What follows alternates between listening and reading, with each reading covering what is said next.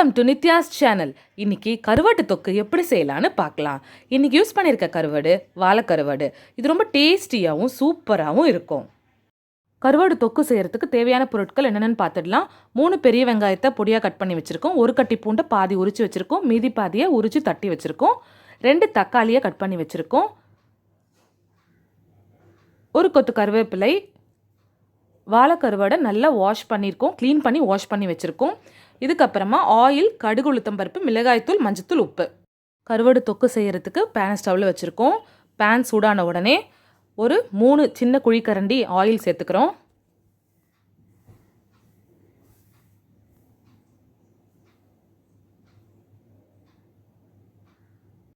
Oil சூடாயிடுச்சு. இப்போ கடுகு, உளுத்தம்பருப்பு போட்டு தாளிச்சிக்கலாம்.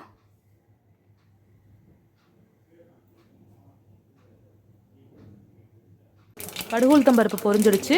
இப்போது 3 வெங்காயம் பொடியாக கட் பண்ணி வச்சுருக்கிறத இதில் சேர்த்துடுறோம். கூடவே கருவேப்பிலையை சேர்த்துக்கிறோம். சேர்த்துட்டு நல்லா வதக்கிக்கிறோம்.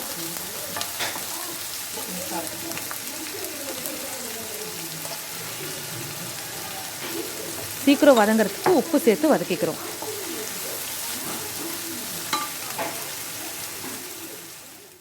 கூடவே தோல் நீக்கிய பூண்டு சேர்த்துக்கிறோம். தட்டி வச்ச பூண்டையும் சேர்த்துக்கிறோம். சேர்த்துட்டு நல்லா வதக்கிக்கிறோம்.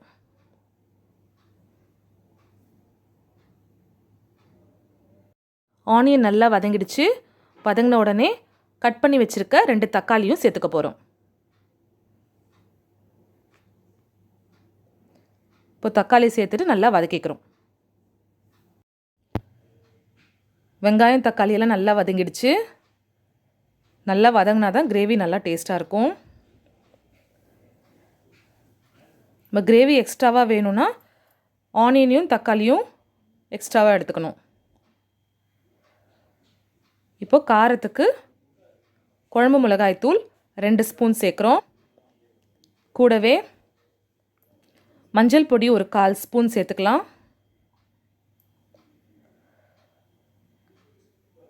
இப்போது சால்ட் சேர்க்குறோம்.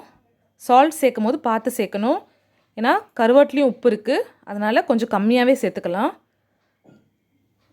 கருவாடெல்லாம் சேர்த்ததுக்கப்புறமா கொதிக்கும் போது டேஸ்ட் பண்ணிவிட்டு சால்ட்டு தேவைன்னா அப்போ சேர்த்துக்கலாம்.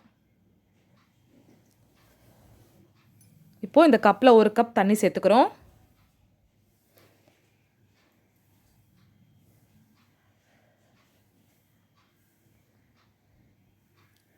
இப்போ குழம்பு நல்லா கொதிக்கட்டும். கொதிச்சதுக்கப்புறமா கருவாடு சேர்த்துக்கலாம்.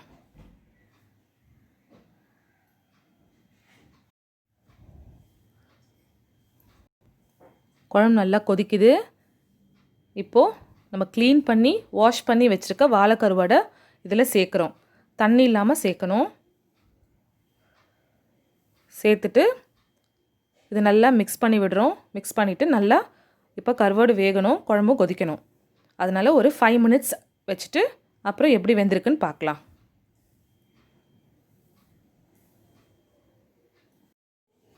பாருங்கள், 5 மினிட்ஸ் ஆயிடுச்சு.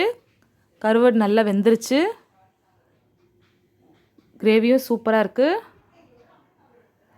அந்த கருவாடோட ஃப்ளேவரெல்லாம் கிரேவியில் இறங்கி சூப்பராக இருக்கும். ரைஸோடு மிக்ஸ் பண்ணி சாப்பிட்டோன்னாலும் சூப்பராக தான் இருக்கும். நீங்கள் தோசைக்கும் நல்லாயிருக்கும், இட்லிக்கு நல்லாயிருக்கும், இல்லாட்டி சாம்பார் சாதம், ரசம் சாதத்துக்கு தொட்டுக்கிட்டாலும் சூப்பராக இருக்கும் இது. இப்போது கருவாடு தொக்கு ரெடி. இதை நீங்களும் செஞ்சு பாருங்கள். உங்கள் கமெண்ட்ஸை கமெண்ட் பாக்ஸில் ஷேர் பண்ணுங்கள். இந்த வீடியோ உங்களுக்கு பிடிச்சிருந்தா லைக் பண்ணுங்கள், ஷேர் பண்ணுங்கள். இந்த சேனலை நீங்கள் புதுசாக பார்க்குறீங்கன்னா சப்ஸ்கிரைப் பண்ணுங்கள். கூடவே இந்த பெல் ஐக்கானையும் கிளிக் பண்ணுங்கள். அப்போ தான் நான் போடுற வீடியோஸ் எல்லாம் உங்களுக்கு நோட்டிஃபிகேஷன்ஸாக வரும். இன்னொரு இன்ட்ரெஸ்டிங்கான வீடியோவில் சந்திக்கலாம். பாய்.